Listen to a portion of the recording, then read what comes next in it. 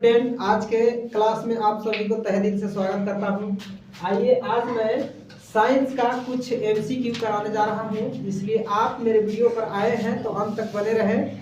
और आप लोगों का मेरा पढ़ाया हुआ कैसा क्लास लगता है आप लोग कमेंट बॉक्स में राय दीजिए।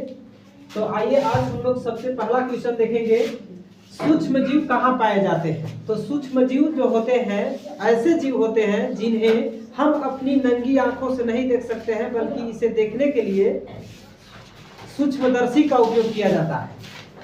सूक्ष्मदर्शी क्या है? तो सूक्ष्मदर्शी एक ऐसा यंत्र है जिसके माध्यम से छोटे जीवों को बड़ा करके दिखाने का काम किया जाता है। तो यहाँ पर हम लोग सूक्ष्म जीव कहाँ पाए जाते हैं? सूक्ष्म जीव आपका जल, वायु, मिट्टी, इनमें सभी। तो यानी कि सूक्ष्म जीव जो है हर जगह पाया जाता है। जल में भी पाया जाता है, नमी युक्त मिट्टी में पाया जाता है, वायु में पाया जाता है, मतलब हर जगह दलदली क्षेत्र में भी पाया जाता है। तो यहाँ पर हम कह सकते हैं कि इनमें सभी होगा। ठीक है, तो यहाँ पर आपका ये वाला ऑप्शन नंबर 4 हो जाएगा। ठीक है, इसके बाद अगला क्वेश्चन है, अलेक्जेंडर फ्लेमिंग ने 1928 में किस पहले प्रतिजैवी की खोज की? अलेक्जेंडर फ्लेमिंग नाम के एक वैज्ञानिक है जिन्होंने 1928 ईस्वी में सबसे पहला प्रतिजैवी का खोज किया था। उस प्रतिजैवी का नाम निम्न में से क्या है ये बताना है। टेट्रासाइक्लिन है, या अस्टेपटोमाइसिन है, या एरिथ्रोमाइसिन है, या पेनिसिलिन है ना। तो सबसे पहला प्रतिजैविक जो है आपका पेनिसिलिन है। ठीक है, आई होप कि आप लोग को समझ में आ रहा होगा। तीसरा क्वेश्चन है, पेनिसिलिन प्रतिजैवी की खोज किसने किया? तो अभी जस्ट हमने बताया कि अलेक्जेंडर फ्लेमिंग ने 1928 में किया था। तो यहाँ पर आप देख लीजिए ऑप्शन नंबर 3 में अलेक्जेंडर फ्लेमिंग इसका राइट आंसर हो जाएगा। इसके बाद नेक्स्ट क्वेश्चन है, निम्न में कौन सा प्रतिजैविक है? यानी कि एंटीबायोटिक इसमें से कौन है ये बताना है। एंटीबायोटिक क्या होता है? तो एंटीबायोटिक जब हम लोग बीमार पड़ते हैं या हम लोग का सर्दी जुकाम होता है या कोई भी बीमारी होता है तो उसको जड़ से मारने के लिए हम लोगों के शरीर के अंदर डॉक्टर लोग क्या करते हैं, एक एंटीबायोटिक देते हैं। तो एंटीबायोटिक जो है उसी का नाम यहाँ पर हिंदी में प्रतिजैविक, ठीक है, हिंदी में प्रतिजैविक बोला जाता है। तो प्रतिजैविक इसमें से क्या है? सोडियम बाइकार्बोनेट है, या अस्टेपटोमाइसिन है, या सोडियम एलिटेट है, या एनालिजिन है। तो यहाँ पर आपका अस्टेपेटोमाइसिन जो है ये आपका एक प्रतिजैवी का नाम है, मतलब एंटीबायोटिक का नाम है। ठीक है, इसके बाद अगला क्वेश्चन है क्वेश्चन नंबर 5। तो क्वेश्चन नंबर 5 देखिए, चेचक के टीके की खोज किसने की?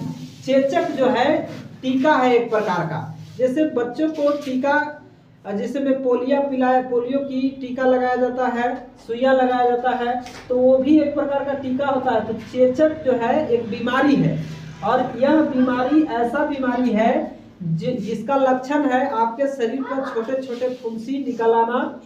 और ये चेचक एक बीमारी ऐसा बीमारी है जिसको बचाव करने के लिए टीका लगाया जाता है। तो यहाँ पर जो है इसका खोज किसने किया था? रॉबर्ट कोच ने किया था, विलियम निकलसन ने किया था, या एडवर्ड जेनर ने किया था, या लुई पास्चर ने किया था। ये 4 वैज्ञानिक का नाम है। तो यहाँ पर लुई पास्चर जो है किण्वन प्रक्रिया का खोज किया था, लेकिन आपका चेचक का खोज जो है एडवर्ड जेनर ने किया था।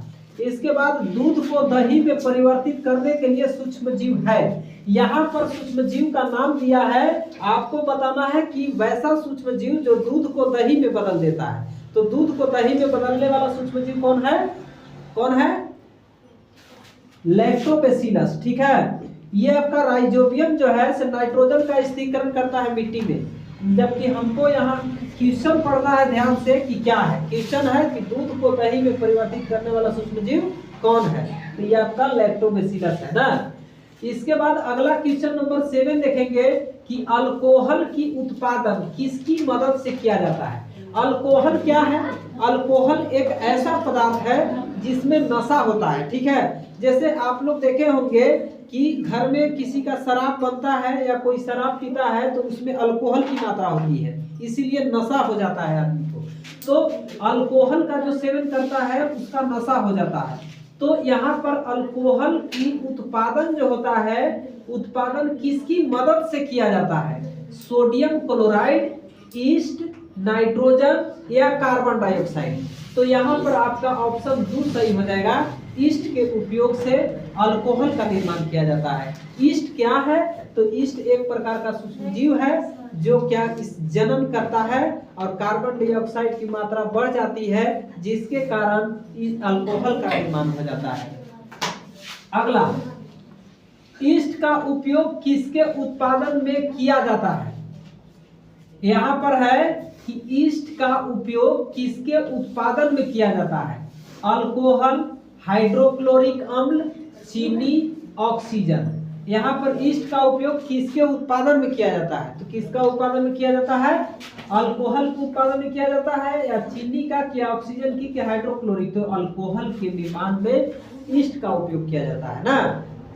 अगला है, किण्वन की प्रक्रिया की खोज किसने की थी? किण्वन की प्रक्रिया, किण्वन एक प्रक्रिया है और इस प्रक्रिया के माध्यम से क्या किया जाता है? अल्कोहल, चीनी को अल्कोहल में परिवर्तित किया जाता है इस प्रक्रिया द्वारा। लेकिन यहाँ कह रहा है कि इसका खोज किसने किया था? तो 4 वैज्ञानिक का नाम है: Edward Jenner, Alexander Fleming, Robert Hooke, Louis Pasteur. तो आपका राइट आंसर हो जाएगा लुई पास्चर ना। अगला क्वेश्चन है, ब्रेड मतलब डबल रोटी या इडली फूल जाती है। ब्रेड या रोटी जो होता है वो फूल जाता है। डबल रोटी, ब्रेड मतलब डबल रोटी या इडली फूल जाती है, तो इसका फूलने का कारण क्या है?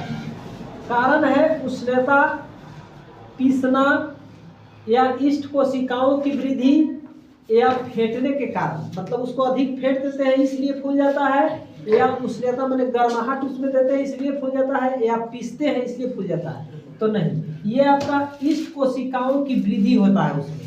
ईस्ट कोशिका क्या करता है कि उसमें जनन करता है। जनन करने के बाद कार्बन डाइऑक्साइड की मात्रा ज्यादा छोड़ देता है और जनन करते जाता है, इसलिए कोशिकाओं की संख्या में वृद्धि हो जाती है और ब्रेड जो है फूल जाता है।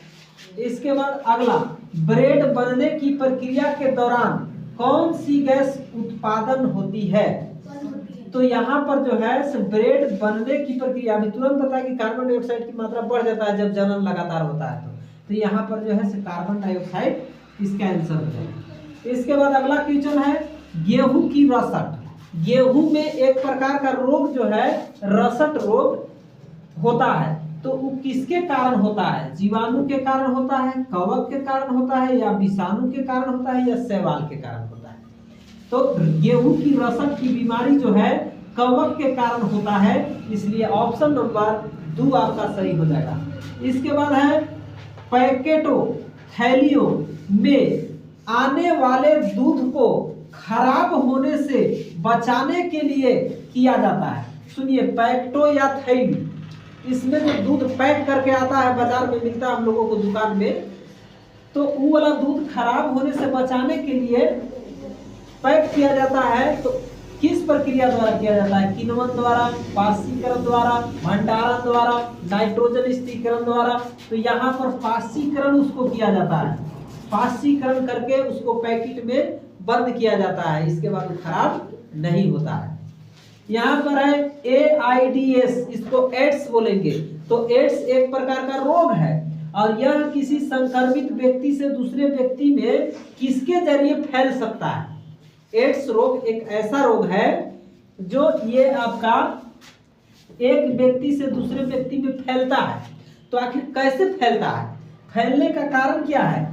भोजन से फैलता है। मतलब आपका एड्स है और हम आपके साथ भोजन करेंगे तो हमारे अंदर आ जाएगा? नहीं, भोजन करने से एड्स नहीं फैलेगा, रुधिर धारण से। तो हाँ, यही, यदि कोई व्यक्ति को एड्स हुआ है और उसका ब्लड हम अपने शरीर के अंदर ले लेते हैं, तो उसके अंदर जो बैक्टीरिया होगा हमारे शरीर ब्लड में प्रवेश कर जाएगा, तो हमको भी एड्स हो सकता है। साझे कंधे के प्रयोग से, मतलब साथ में उठने बैठने सोने से नहीं, उसके साथ रिलेशन बनाएंगे, संबंध बनाएंगे तो फैल सकता है एड्स बीमारी। मच्छर के काटने से तो नहीं, मच्छर के काटने से भी नहीं हुआ। तो यहाँ पर एड्स जो है, हम लोग जानेंगे कि एड्स विश्व दिवस कब मनाया जाता है? 1 दिसंबर को। इसको याद करने का टेक्निक क्या है? याद करने का टेक्निक है इसका 1 दिसंबर। बहुत अच्छा जवाब दी तुम।